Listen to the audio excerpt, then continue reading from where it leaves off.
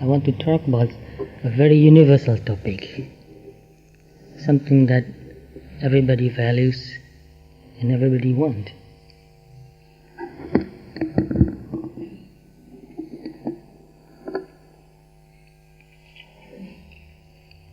Maybe some of you have read in Pali and in translation also, Aroja Parama Labha.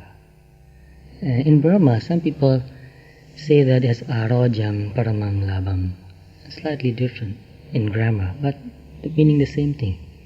Aroja Parama Labha.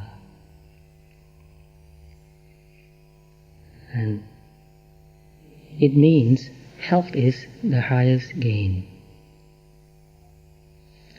Another way, health is the best wealth, the highest wealth or the best wealth. So what does it mean by health? Take a few moments and think of your answer. How do you understand health?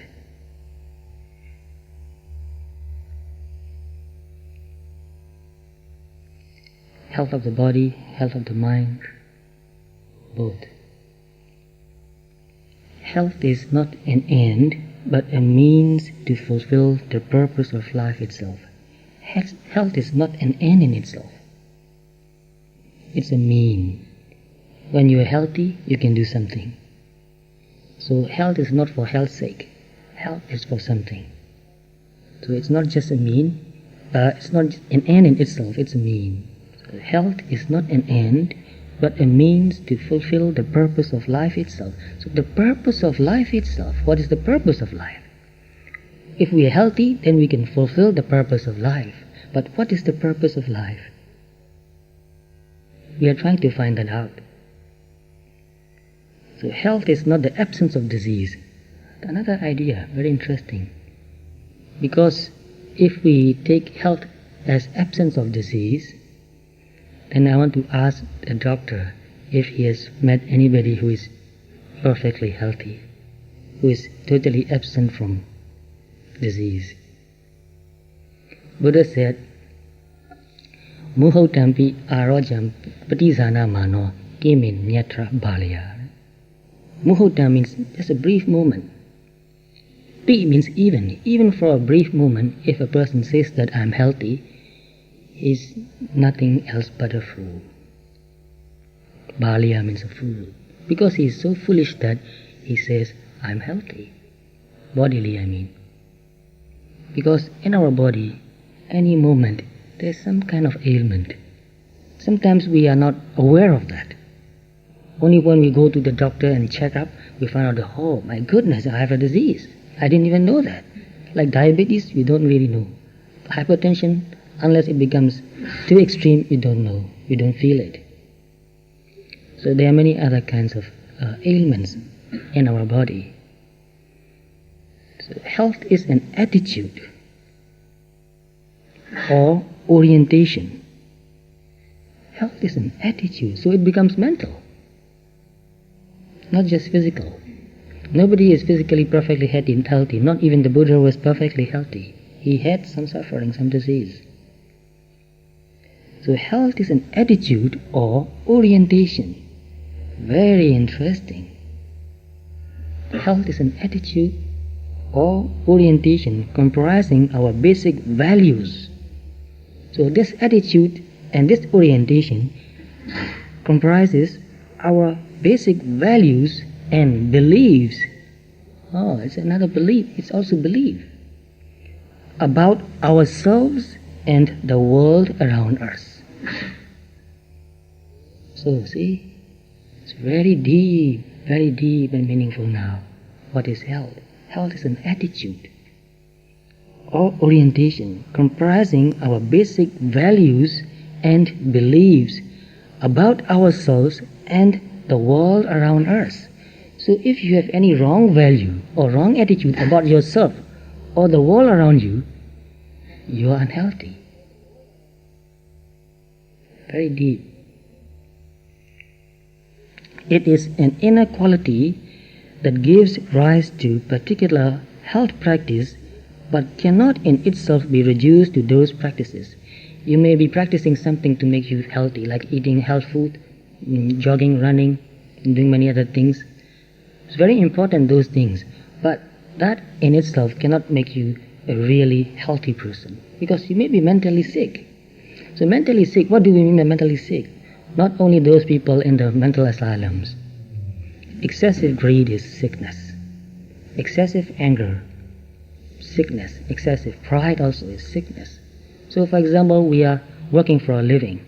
If we think that, okay, I'm going to make something, I'm going to sell it, I'm going to make a drink, I'll just add beautiful color, put some saccharine in it, and some very sweet smelling additive also, make it look nice and beautiful, and I'll sell it. Just like Diet Coke. No nutrition. And I think that sort of mentality is sickness. We eat to nourish our body. Not only that, we eat also to nourish our mind. As you eat your food, nourish your body, and at the same time nourish your mind. How do you do that? So Buddha taught monks, and also I think lay people also should practice that if you really want to improve the quality of your life. Buddha said, reflecting wisely, I eat my food. How do you reflect wisely? You think very deeply, why do I eat? Very deeply. If you reflect wisely and eat your food, it makes you wiser. Just eating your food makes you wiser. And if you eat mindfully too, it makes your mind very calm and peaceful. When you are very angry, don't eat. Your food becomes poison. So it is very important to eat your food with a calm and peaceful mind, and to respect your food too. This is nourishing. This is medicine in a way. So to eat something or to drink something which does not nourish you is sickness. So these days, this Diet Coke mentality is a sickness. So it can spread to any other aspect of our life too. We are just deceiving ourselves. So it can become, it can spread to our relationship also. Just be nice on the surface. So you put beautiful color, beautiful words, but no real heart. No heart in your relationship. It's just like a Diet Coke relationship. And that is sickness. No real loving kindness, no real compassion, no deep understanding, no real appreciation, just playing the game nicely. It's like Diet Coke relationship. That is sickness. That is making the whole society sick. So there is no lifestyle, no matter how disciplined or hedonistic, that guarantees freedom from disease and disability or ensures longevity. Nothing really ensures longevity actually, because Buddha said, karma chitta utu ara. Your health and your life depends on your karma also in the past, and what you are doing now also is karma. Everything we do is karma, either wholesome or unwholesome. For ordinary people, there's no such thing as neutral karma. Only for arhats, they are neutral. Although they are doing something which looks like good karma, wholesome karma, they don't get any result anymore, they don't expect any result anymore. So for them it is neutral. But for us, everything we do is good or bad. Karma. So karma, chitta. Your mind also affects your body. Every thought, every mood affects your body. So we have to take care of that too. Our mind, keeping it calm and peaceful as much as possible by being mindful. And briefly, karma chitta utu, the weather condition, can make you healthy or unhealthy. And what about pollutions? Environment becoming so polluted. The whole environment is becoming unhealthy. So we can't say that I'm taking care of my health, but I don't care about pollution. We cannot do that. We have to care for the whole world if we want to be healthy. For the people and for the surrounding, for the land, for the lakes, for the river, for the air, even noise also is polluting.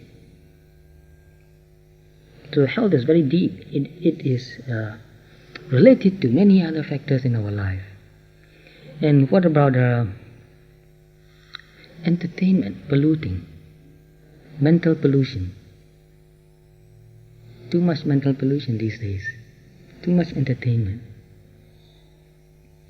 Some people do everything right and die young, while others break all the rules and get away with it. There are a lot of people like that. So we cannot see only one thing. We have to see the whole picture. So kama chitta udu ahara, food. What we eat affects our body and affects our mind, both. So we have to be very careful. In one health book I read, you are what you eat. But most people don't pay enough attention to what they eat. They eat what tastes good, what looks good, and what feels good also. A lot of fat, a lot of sugar, cream, anything. So truly, to grasp the deepest meaning of health, it is necessary to broaden its definition beyond the physical. It's really necessary. Actually, it's very simple. You can understand that. It's very simple. Health doesn't only mean body. It also means our mind. It also means our surrounding, our society, the environment, everything. So we cannot just take care of our own body and say that I'm healthy. Optimal health requires an integration of physical, mental, spiritual, environmental well-being. So physical, mental, spiritual, environmental. So some people don't care about spiritual. They think that if they have big degrees and have a big job and earning a lot of money and have a big house or a big car, and that's enough for them. They are healthy. But they neglect the spiritual part of themselves. Human beings are spiritual. If we neglect that, we become sick. So the society is sick, actually. You might have heard about what happened in Southern California, near San Diego. Very sad, very sad. That shows that society is sick. This is just a sign of a big disease, and not an isolated case. This is just a small eruption somewhere, showing that the whole society is sick. For example, if we work harder to nurture community projects, philanthropic efforts, and our extended families, we might find ourselves less frightened by the specters of illness, disability, and old age, less preoccupied with the individual survival, and our outlook on life would indeed be healthier. So we cannot expect to be healthy just living alone. We need each other in a group. So I've read some research work on animals, insects also. So especially, for example, termites. If you take a small number of termites, a few, and keep them in a separate place, they die very soon. You give them everything they need, all the food or any kind of moisture they can eat, but they die. Because without the community, they cannot survive. They need the termite community to survive. And I think in many ways, it's true for human beings too. In one way or another, if we don't care for the community, we become sick, and then we die.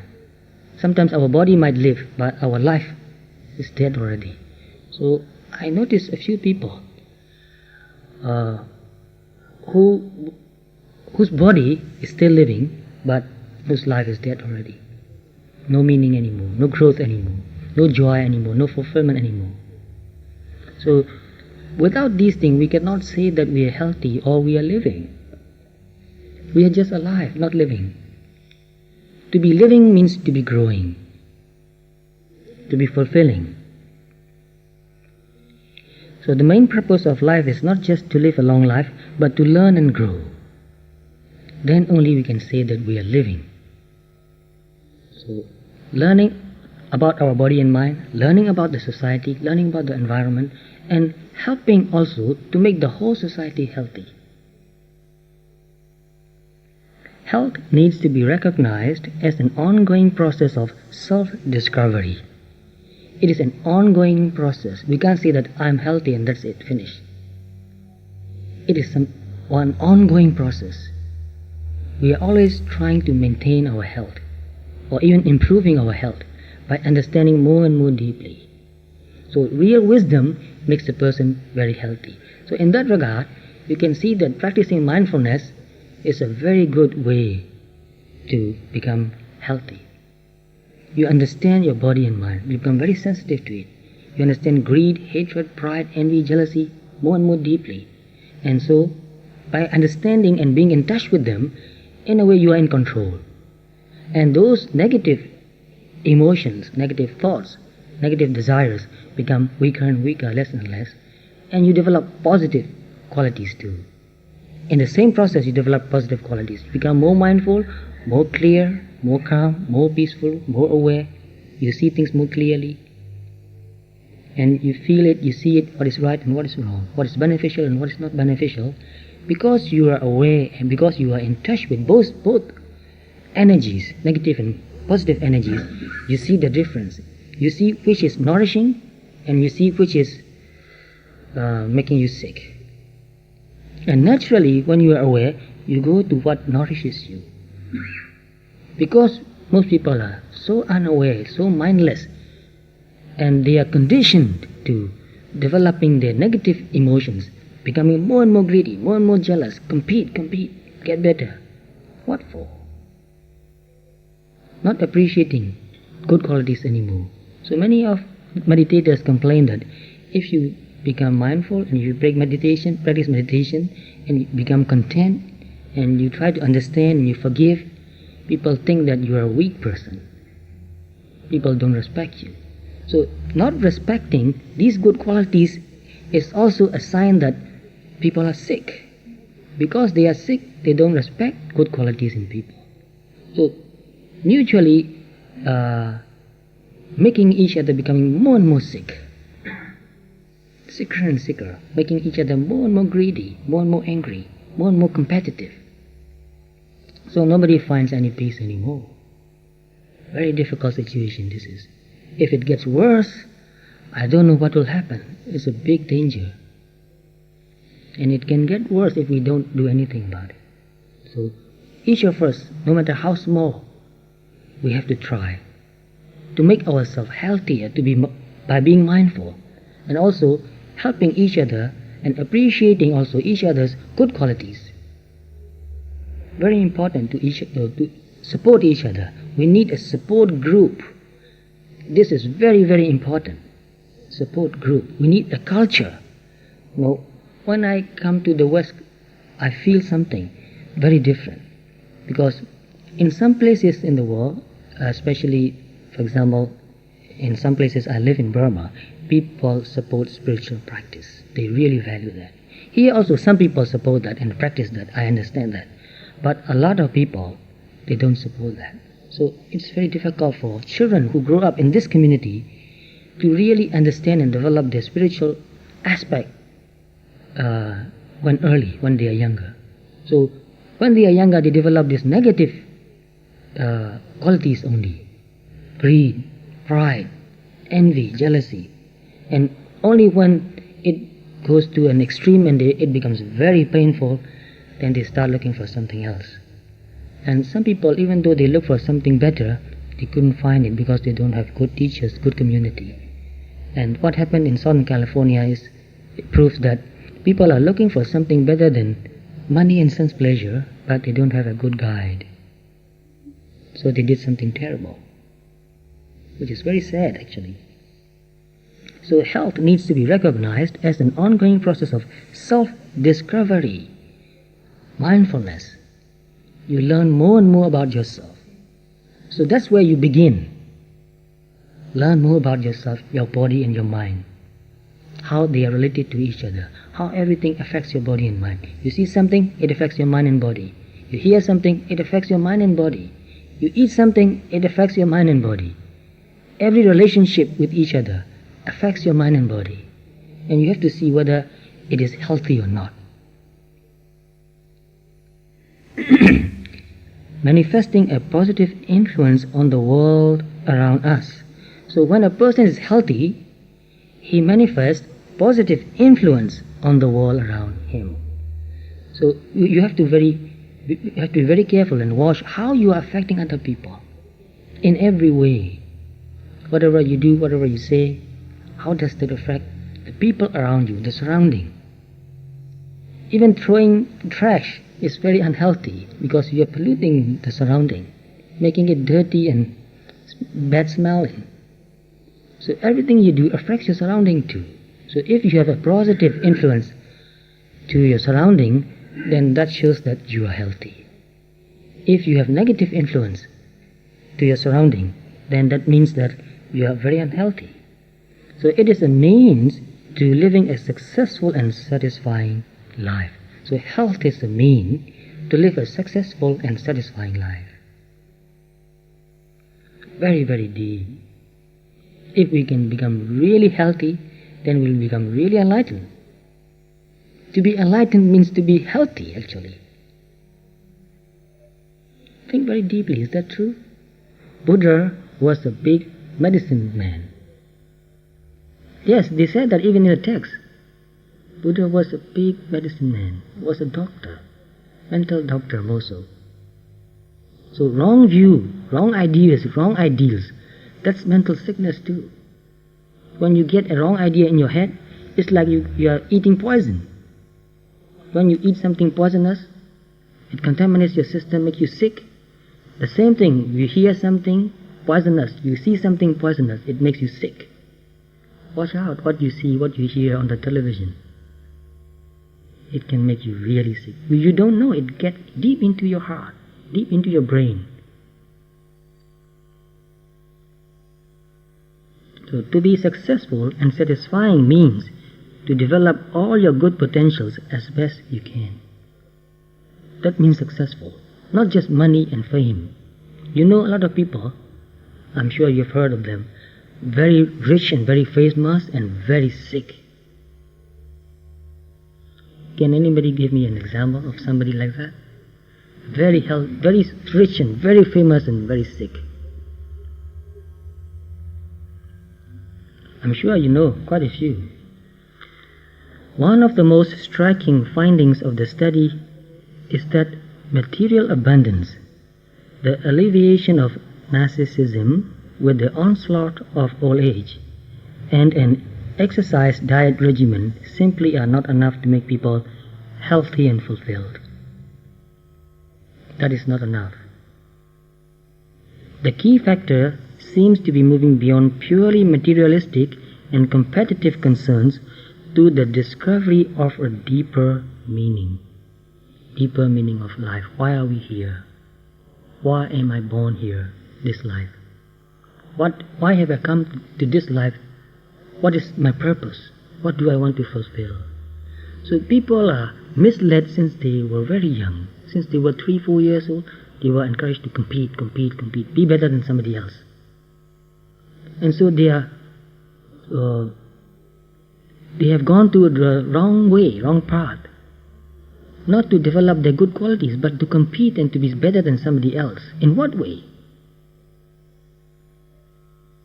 So that's why people forget about what they really want to do, what they really need to do. If you can really calm down and relax and meditate, and when you come to a point where you stop thinking and get really deeply tuned into your heart, you'll find what you really want to do. So most of the people are doing things that others want them to do, not what they really want to do. But they have been conditioned since they were so young that they believe that that's what they want to do. They've been fooled. We have been fooled, actually. So to find out what you really want to do and do it is the purpose of your life. And you can prove that in many ways. When you are doing what your real deep nature yearns to do, just by doing it you feel very satisfied and happy with your life. No matter how hard you work, you are still very happy. And you don't lose interest. No matter how old you become, you will never give up. So I want to ask you one question. What is the thing that you want to do until you die? Not just for a few months, not just for a few years, not until you are 60 years old. What is it that you want to do until you die, until the last moment? And if you can take it seriously and understand it and accept it, if you don't finish that work, what is it that you want to do even in the next life? So many meditators, they told me that they have found what they want to do and they will do it until they die, and if they cannot finish it, they will do it next life and next life, no matter how long it takes. So you see how their goal becomes so strong that they will do it no matter how long it takes to do it, to finish it. So you have a very clear purpose in your life. Most people have no purpose. It's just going here and there, getting nowhere, going round and round, lost. But if you really get deep inside and find out that this is what I want to do, you will really do it even in your next life. You'll think of it. If I die, next life I'll be reborn, I will do it again. If you do it again and again many lives, you develop stronger and stronger ability, qualities. That's the way we develop paramis. So parami is a very beautiful and very strong truth idea, reality. We are here to develop our paramis, not just to make money and enjoy, although that's part of our life, but not the main goal, not the goal of our life. This is just like foundation. You build a foundation, but if you stop there, what's the purpose of a foundation?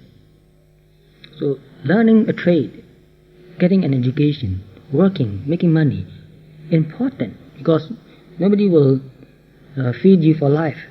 You have to support yourself, but that's not the main purpose of our life. There must be something more than that.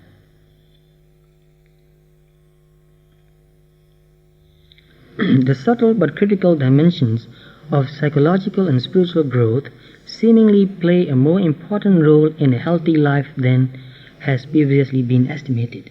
So before that, people think that if they have money and all the material needs they have, they'll be happy and healthy. But now the doctors are making a lot of research work and found out that those who have spiritual growth, psychological growth, are healthy. Growth means it's always growing and growing and growing. So psychologically growing, spiritually growing. Most people emphasize more on intellectual knowledge only. More and more knowledge, more and more knowledge. Now they have internet. I believe people will go crazy with this internet. More knowledge, what for more knowledge? Too much, you cannot handle it anymore. Your system is overloaded now already. Why do you need so much knowledge? You don't really develop your emotional, spiritual, psychological aspect. So a lot of research work I've been reading, psychological, medical, many other research work, I found out that these days people are emotionally not mature, which means they are not in touch with their emotions. They cannot control their emotions. Emotions become too strong and they just follow the emotion and do whatever the emotion demands them to do, and mostly very terrible things to do. So emotionally not mature. So to be in touch with your emotion, to understand negative and positive emotion very deeply, and then control it to a certain extent, negative emotions, and develop your positive emotions. So loving kindness is kind of emotion too. Compassion also. So anyway, being in touch with our emotion is very important. So emotionally healthy, psychologically healthy, this is very important. Altruistic or self-transcending behavior derived from an individual's sense of higher purpose or spiritual values is receiving renewed attention from many different quarters of inquiry, ranging from medicine to evolution. Very deep, you see, altruistic or self-transcending behavior.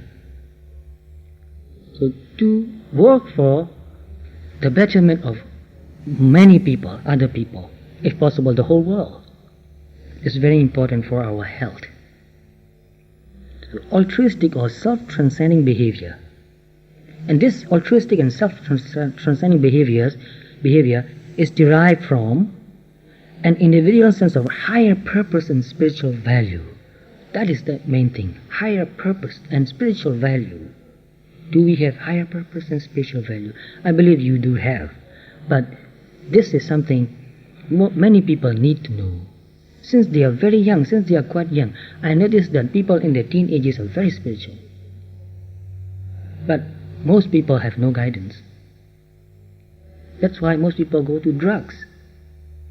And I've noticed that very sad story. When I talk with people who use drugs, I found out that they are very spiritual in many ways. So I don't encourage taking drugs, because that is very unhealthy. That makes people become unmindful. So our behavior should be grounded on our higher purpose or spiritual values. And that is what the teaching of the Buddha is actually, to give us a higher purpose, to give us spiritual value. Altruism, either defined socially or as defined genetically, is wholly compatible with natural selection and is an important determinant of human behavior. Very important. So, human beings are social beings. We live together, we work together, we support each other. We cannot live alone. We need a community. So here is a Buddhist community, Buddhist society. Very good, very wonderful. We need that. But you have to find out very carefully what is the purpose of this community. What is the purpose of this society? What is this society doing? What is the goal of this society? And if you know that this society is doing something good, then become a member and work for it. Don't just sit back and watch what others are doing.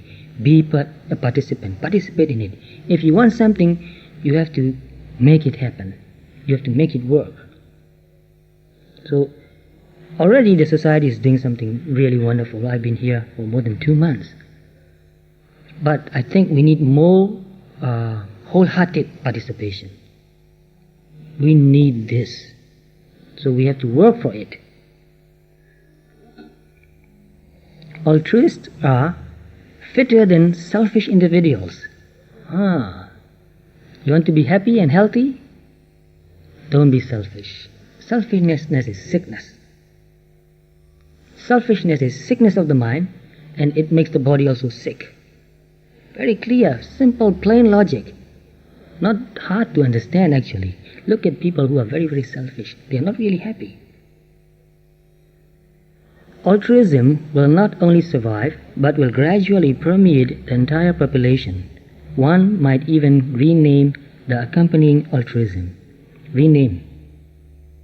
You know what the new name would be? Could be enlightened selfishness. Enlightened selfishness, wonderful word. Because you want to be healthy and happy, you help others to become more healthy and happy. So you get it back. So it's very beautiful, very beautiful. Want to be happy, want to be healthy? Support other people to be healthy and to be happy.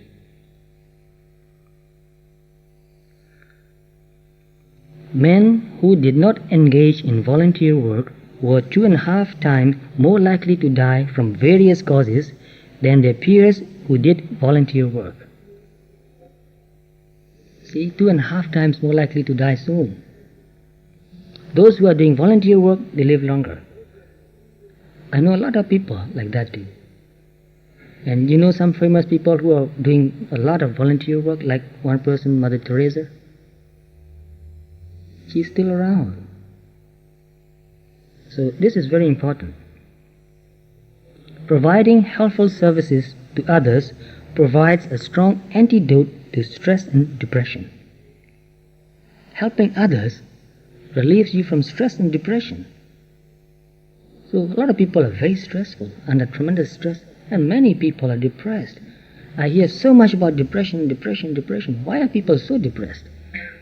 Because they are sitting alone and thinking of themselves only. How can I be happy? How can I be happy? Why aren't people making me happy? They're thinking that all the time. They don't think that how can I help other people? How can I help other people happy? If we think more about how to help other people happy, or happier, then in the same process we become happier. So stress is not just working long hours, no. A lot of people work for 14 hours, 16 hours a day, but not much stress. If you hate what you do, and if you are selfish in doing what you are doing, just expecting money and nothing else, then it makes you feel very stressful. Stress is mental attitude also.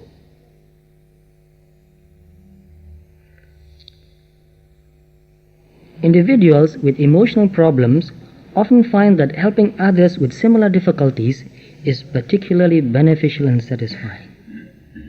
If you have a problem, work and help other people with similar problems.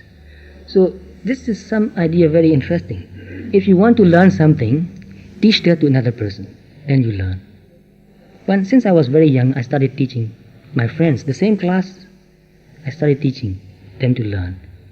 And since very young I found out that if you want to learn something, teach that. Then you really look very deeply. They ask you questions. You have to find out the answer. Work very hard. You have to explain them, give them examples. And that makes you think more creatively. That brings your all your good qualities out. Helps you develop your good qualities. So whenever I have to sit for an exam, a couple of months before that, I'll start negotiating with my friends. Come on, I'll teach you. I didn't really know much, but actually just getting somebody who wants to learn from you gives you a lot of motivation to find out, to read. They will ask me questions. I have to find out. You get more interested, more energetic. You have a lot of energy to work. If you just sit and study alone, so boring, you fall asleep. Not much energy. So this is very interesting psychological theory. A fact, actually.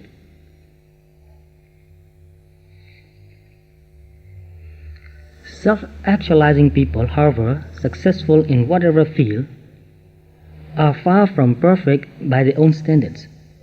So self-actualize means to develop your potentials. So those people who have developed a lot of their potentials, they are not satisfied with from their own standard. They don't feel satisfied. Are far from perfect by their own standards, and they too have many of the same qualities and experiences that you and I do. So a lot of people who become a very developed person, spiritually developed person, who are able to help a lot of other people, are not exceptionally intelligent. No, they're not exceptionally intelligent. A lot of my teachers, not exceptionally intelligent. I know many other learned monks who are exceptionally intelligent but who could not help because they are not willing to. They don't want to take the trouble. So a lot of my teachers are willing to help. And because they are willing to help, they work and work and work, and they develop their spiritual qualities. So don't think that, those other people who are helping and becoming leaders, they are very intelligent. That's why they can do that. No, that is not true. They have a big heart. They want to help. Not because they know. They are willing to help.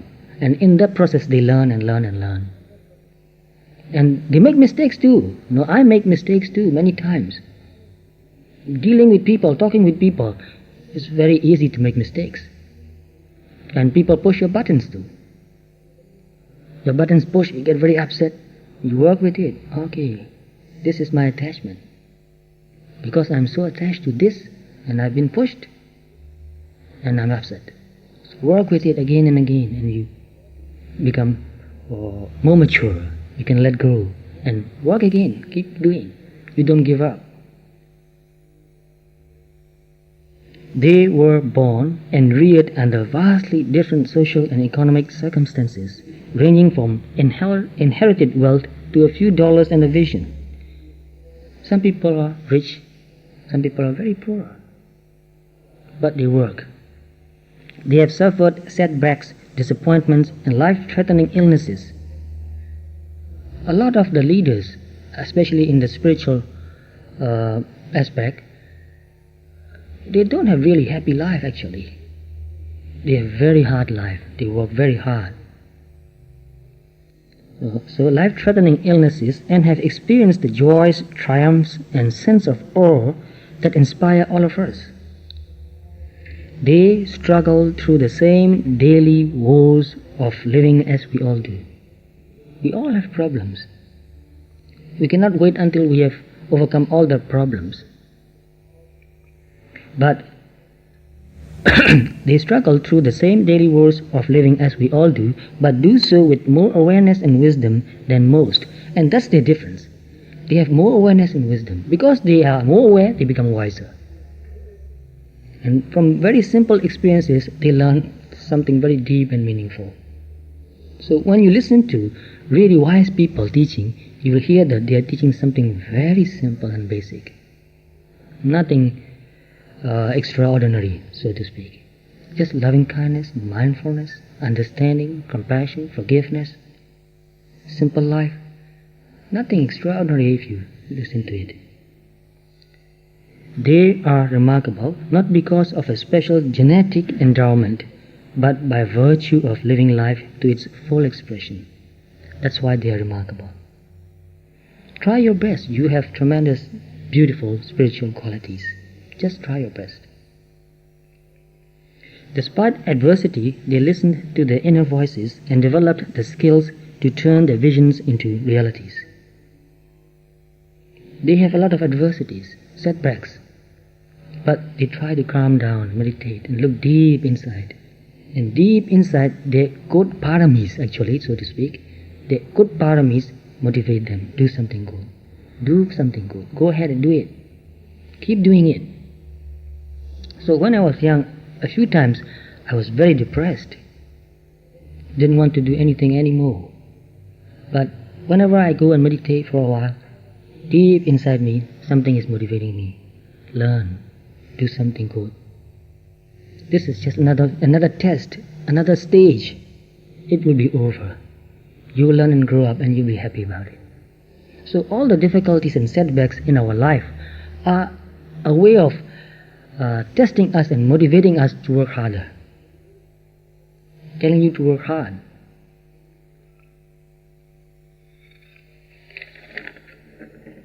So broken bones do heal strongest. This is a saying most people hear about. Broken bones do heal strongest.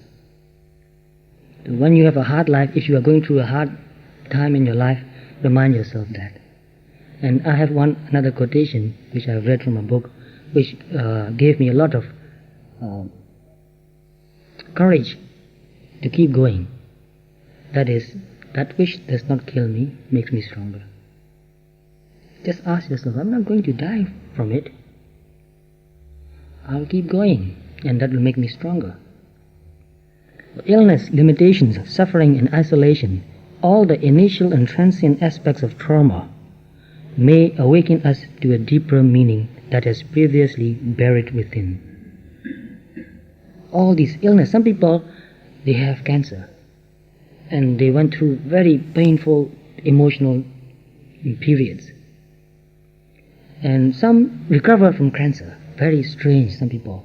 Spontaneous remission happens. Some had surgeries. But anyway, they recovered and they became very spiritual. I know one man whose name is, I think he's still living. I met him in America. His name is Don Lumley. He suffered from acute leukemia. The doctor said that he will not live long. He was very depressed and he said, I don't mind dying, but I don't want to be depressed. You have a cancer. How can you be not depressed? So one friend said, well, why don't you meditate? He didn't hear anything about meditation at that time. So his friend said, why don't you try meditation? He said, how do you meditate? And his friend said, I don't know either, but I've tried a few times and I did some retreat. So I can tell you where to go. So he told his friend, Don Lumley, to go to a center. And in that center they still teach meditation, very simple. Breathing and then body scan or body sweep. Going through the whole body. being mindful of sensations. So he went to that center and meditated for a while. And he went around the whole world trying to find a doctor who can cure his leukemia. He even went to Japan, Switzerland, spent all his money, and he became penniless. And his friends supported him, just enough to live on.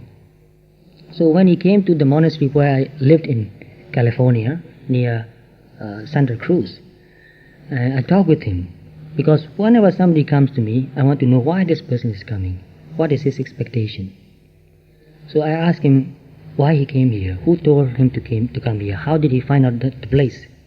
So he told me that one of his friends told him about the place, and he came here to meditate and to die peacefully, he said.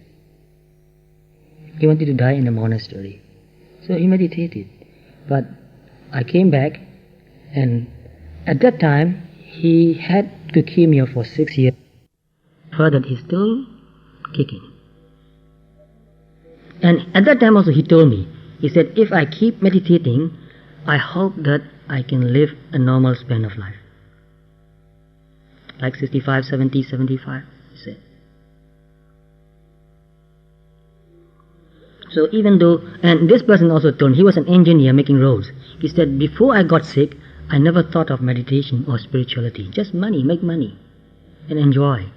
And he said, I feel very thankful to my sickness now. And another lady I met who had both of her breasts removed from cancer. And she came wearing a t-shirt. Very plain, you can see that. And she said, because of my disease, I found the meaning of my life. And I'm very happy about that. So these people, because of this trauma, they found the meaning of their life. So everything you go through in your life, painful experiences, has a meaning. Find that meaning. Don't say, why me? Why should I suffer? Just ask, what is the meaning of this experience? What can I learn from this experience and grow up? Someday we will die, no matter how healthy we are now.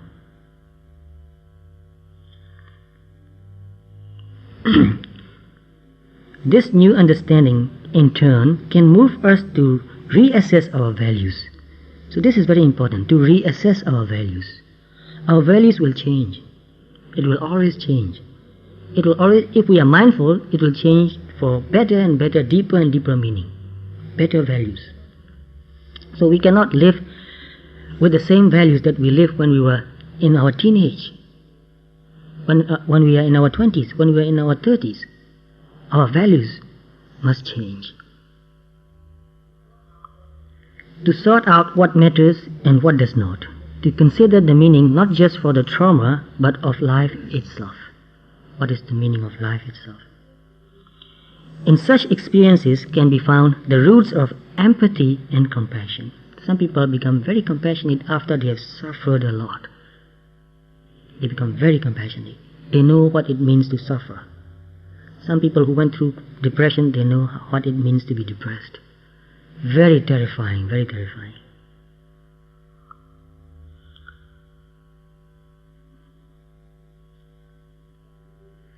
So in such experiences can be found the roots of empathy and compassion, as well as the foundation for the adult attainment of optimal health. Control is the conviction that we as individuals can affect the course and destiny of our lives. So we don't have complete control in our life. Nobody has complete control. Nobody has complete freedom. But we have partial control and partial freedom. We have to make use of that partial control and partial freedom. We are conditioned by our past karma. We are conditioned by our society in which we grew up. We are conditioned by our parents, our teachers, our friends, conditioned by the media also. But if we are aware, if we are mindful, we can see how these things are conditioning us and try to direct our life to whatever purpose, spiritual purpose or goal we set ourselves. We have that direction, we have that control too. That's the way we develop our good paramis. So people who feel that they are not powerless, people who feel that I can do something to improve my mentality, my understanding, mindfulness, clarity, peacefulness, I can do something to make my body even healthy by eating healthy food, not eating too much sugar, too much fat, too much meat, whatever, not watching too much television. It makes you sick, watching television. So if you are aware, you can do something. If you are not aware, then others will influence your life, take over your life. So it is a healthy belief that one can effectively manage challenging situations. I can manage it, I can cope it, I can learn from it, I can overcome it. That is very important, to really understand and believe it and do it also. I can improve the situation now, even now. Just by changing my understanding, I can improve it. Just by changing my attitude, just by looking at it from another angle, I can improve myself. Don't get stuck in one point of view. Look around, look around. You can improve your understanding. With this orientation, people rarely feel helpless, hopeless or isolated. If you have that sort of mentality, that sort of attitude, you don't feel hopeless or helpless. And if you have right attitude toward people, you are not isolated. You can always get advice and help and guidance from many, many people. If you trust people, if you are ready to accept, there are a lot of people ready to give you. If you are suspicious, if you don't trust, then people will go away. They will leave you alone. So it is very important to learn how to accept help. If you are willing to accept, if you trust people, you will get a lot of help.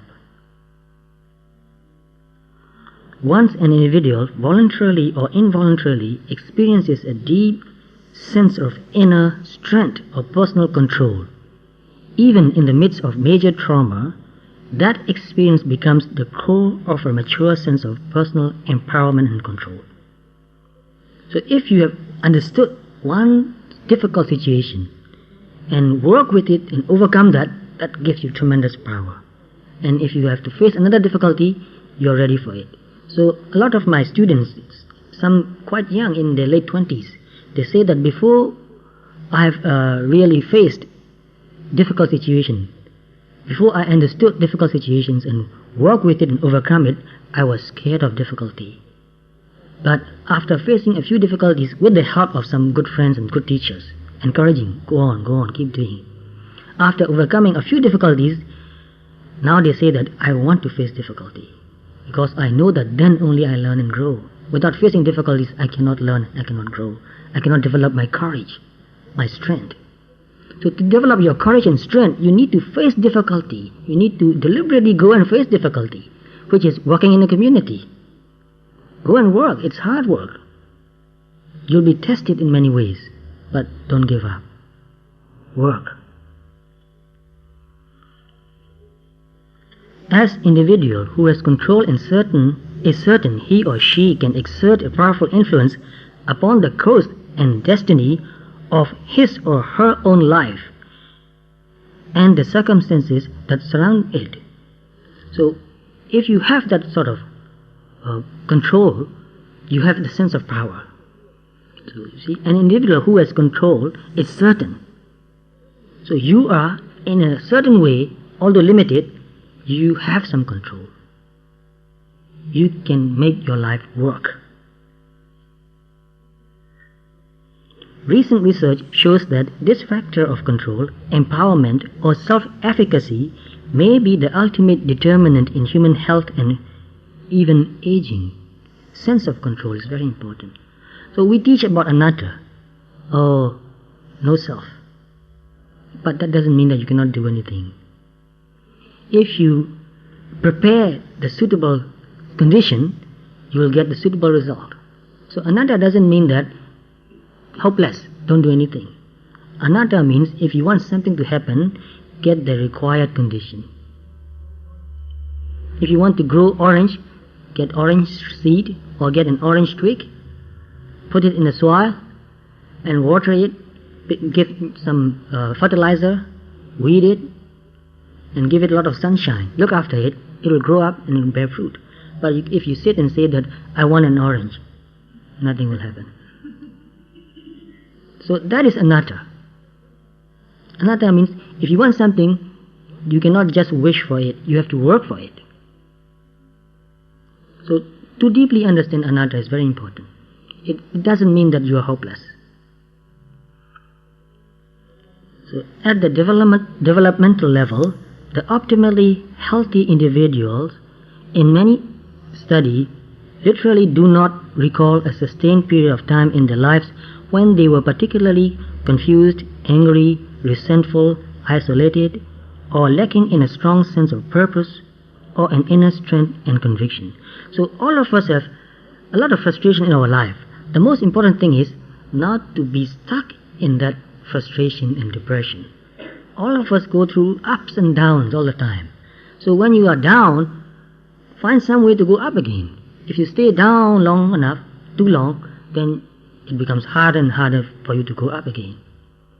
So those who develop and grow, they have their own downs sometimes, but they are very positive. And they have positive support group also. So we need a support group, very important.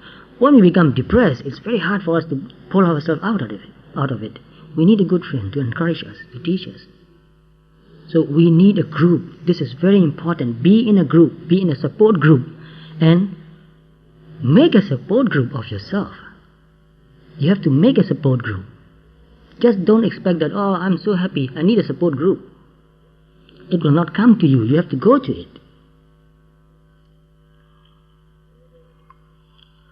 Through the transformed trauma of the childhood or adolescence, these individuals discovered a sense of their true mission. A sense of their true mission, yes. That is very, very important. What is your mission? What is your spiritual goal? Mission means your spiritual goal. Real vocation or destiny, usually in the mid to late 20s. So a lot of people in their mid to late 20s are looking for something very spiritual. And those people died in Southern California. Most of them, I think, I've heard, are in their 20s. Some may be older, some younger, but most of them are in their 20s.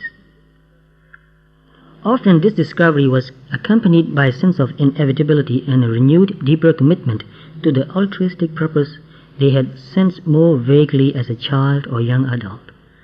So naturally, when we are in our teens, we have spiritual ideals, very beautiful.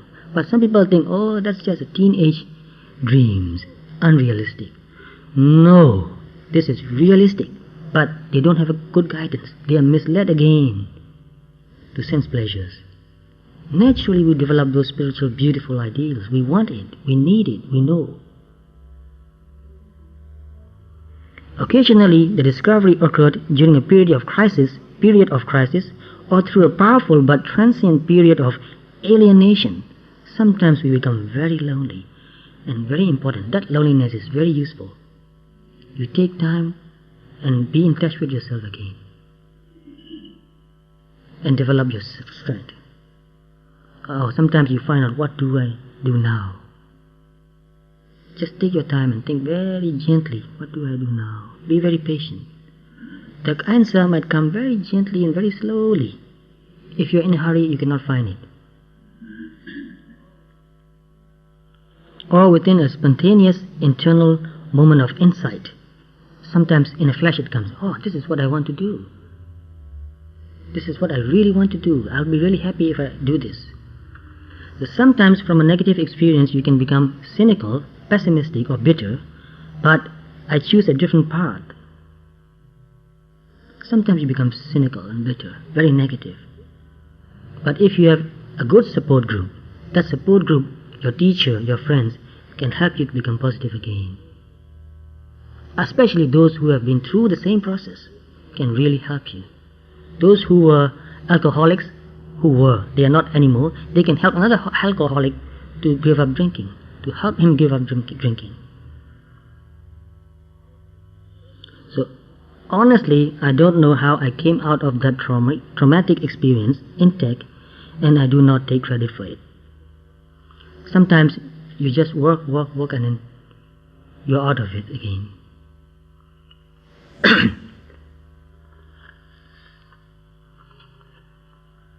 So briefly, things that will help you become healthy body and mind, there are a few things we need to do. Do things that bring you a sense of fulfillment, joy and purpose that validate your worth. See your life as your own creation and strive to make it a positive one. Pay close and loving attention to yourself, nourishing, supporting and encouraging yourself. Release all negative emotions, resentment, envy, fear, sadness, anger. They may come, they will come, but watch them very closely, understand them, then overcome. Hold positive images and goals in your mind.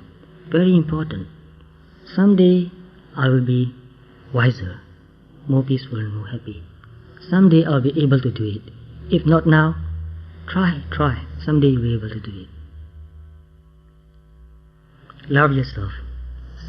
Metta for yourself is very important. Create loving, honest relationships, allowing for the expression and fulfillment of needs for intimacy and security. Intimacy and security, very important. To understand each other, to support each other, to forgive each other. Try to heal any wounds in the past relationships, as with mother, father, friends, children, spouse, with anybody. Try to heal that. Make a positive contribution to your community through some form of work or service that you value and enjoy. Make a commitment to health and well-being, and develop a belief in the possibility of total health, mental and physical, and environment also. Accept yourself and everything in your life as an opportunity for growth and learning. This is the most important point.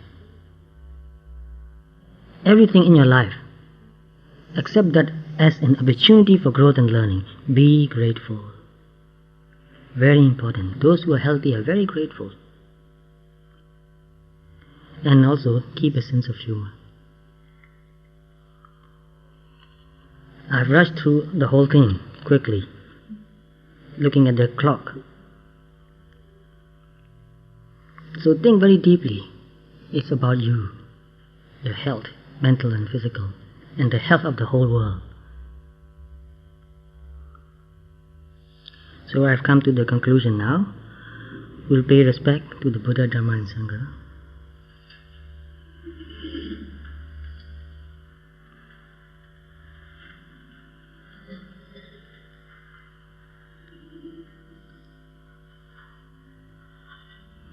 We'll recite only in Pali because some people find it very difficult. Only in English. Some people, it's difficult for them to recite in Pali language. I honor the Buddha by the very practice that leads to liberation. I honor the Dhamma by the very practice that leads to liberation. I honor the Sangha by the very practice that leads to liberation.